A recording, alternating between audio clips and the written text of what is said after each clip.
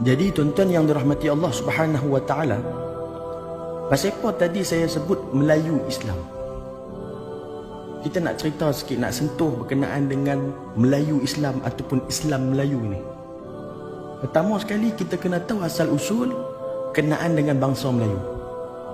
Saya nak cerita dengan tuan-tuan yang dirahmati Allah Subhanahu wa taala.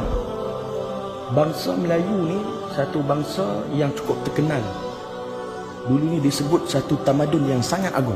Bangsa yang mana dah ada sangat-sangat lama, berkurun lama.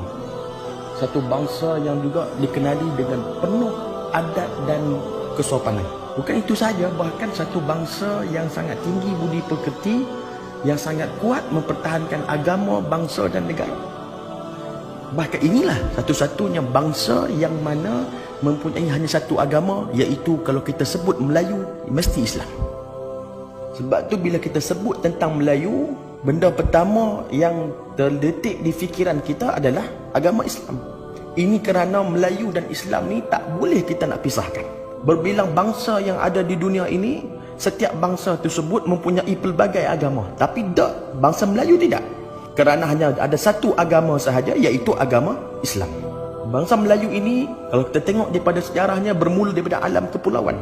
Malah bangsa Melayu merupakan satu-satunya bangsa di dunia ini yang mana habitat asal Melayu itu bukan di atas satu dataran yang besar, tetapi di atas gugusan-gugusan kepulauan. Nama Nusantara, iaitu panggilan lain bagi kepulauan alam Melayu itu sendiri, membawa maksud satu benua yang terdiri dari pulau-pulau. Ketua ulama Syekh Ahmad Al-Fatani berkata, Melayu ni adalah kelompok atau segolongan besar manusia.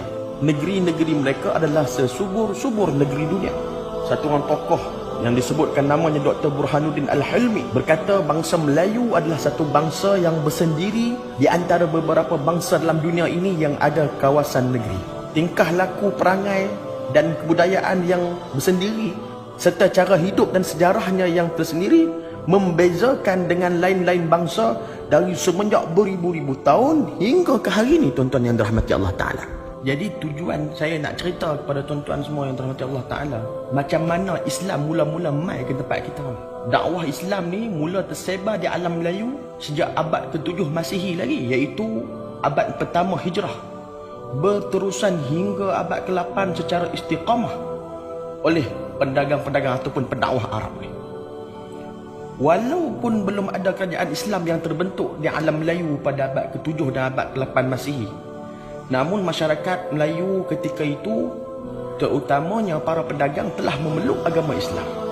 Kita boleh lihat agama Islam mula bertapak ke alam Melayu ini melalui dua tempat, iaitu kerajaan Kedah Tua dan Perak yang dalam daerah Aceh Utara pada hari ini.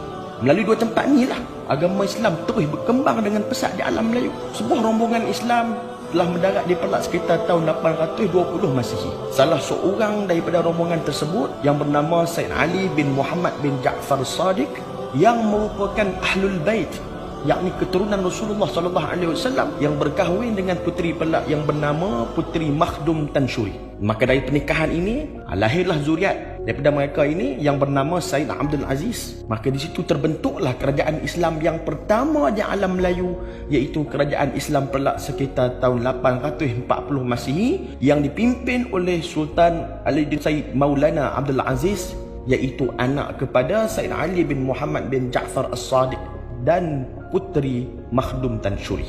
Kerajaan Kedah Tua ni pula dikatakan Islam telah mula bertapak selewat-lewatnya pada abad ke-9 Masihi melalui pedagang-pedagang Arab. Salah satu tokoh dia yang bernama Syekh Abdullah Al-Qumairi Al-Yamani merupakan salah seorang pendakwah yang pertama yang menyebarkan agama Islam pada kerajaan Kedah Tua. Hal ini dibuktikan dapat dikuatkan lagi apabila ahli arkeologi menemui batu cop nama yang tertulis perkataan Ibnu Sirdan, yang mana merupakan kepunyaan anak murid kepada Syekh Abdullah Qumairi. Hubungan kerajaan Kedah Tua dan dunia Arab ni dapat dibuktikan, tuan-tuan, dengan mana dijumpai mata wang shilling zaman Khalifah Al-Mutawallil yang bertarikh tahun 848 Masihi yang ditemui di Lembah Bujang. Bukan itu sahaja, bahkan kerajaan Islam Kedah Tua juga pernah membantu Sultan Salahuddin Al-Ayubi bagi menawan kota Baitul Maqdis dalam misi perang salib.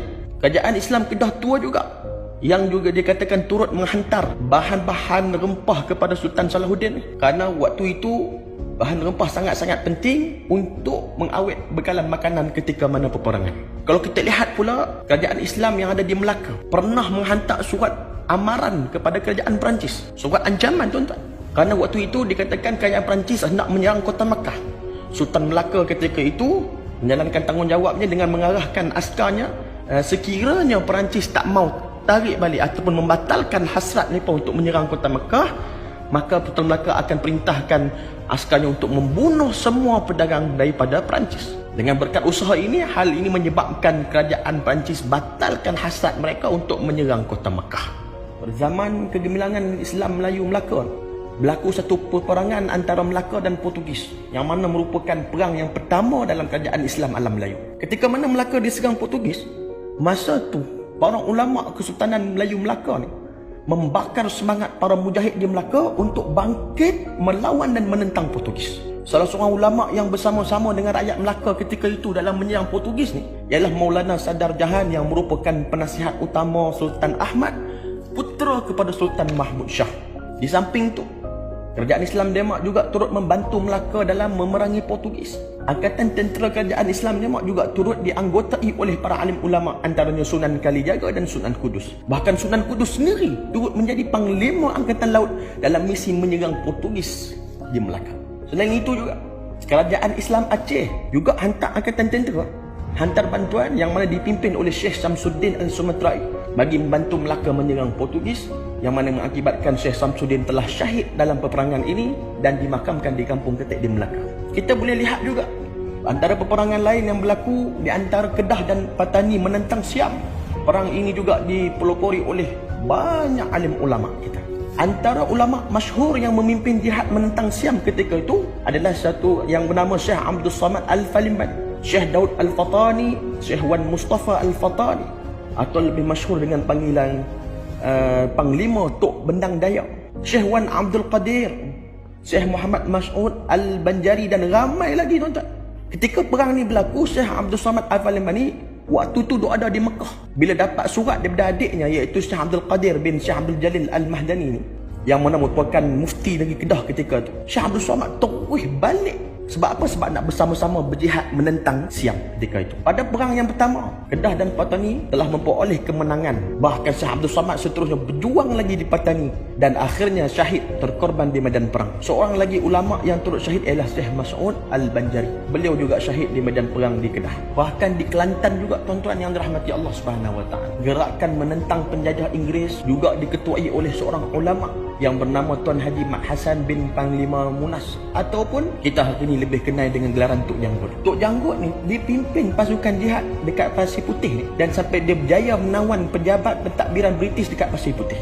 Pada tahun 1915, Tok Janggut bersama dengan angkatan tenteranya diserang oleh pihak British dekat kampung Dalam Pupuh, dan akhirnya Tok Janggut pun syahid di medan peperangan tersebut. Kalau kita tengok pula di Terengganu, satu orang ulama yang sangat berpengaruh iaitu Tuan Guru Haji Abdul Rahman Limbong juga mengetuai gerakan dan pasukan menentang penjajahan Inggeris di Terengganu pada tahun 1928. Pasukan Tuan Guru Haji Abdul Rahman Limbong berjaya menawan bangunan kerajaan di Kuala Berang. Namun tuan-tuan, pasukan polis Inggeris telah melakukan serangan yang mana menyebabkan 11 orang syahid dan angkatan tentera yang lain telah ditangkap dan dipenjara seumur hidup. Dan juga Tuan Guru Haji Rahman Limbong tadi telah dibuang daerah. Lalu beliau berhijrah ke kota Makkah dan menghembuskan nafasnya yang terakhir di sana.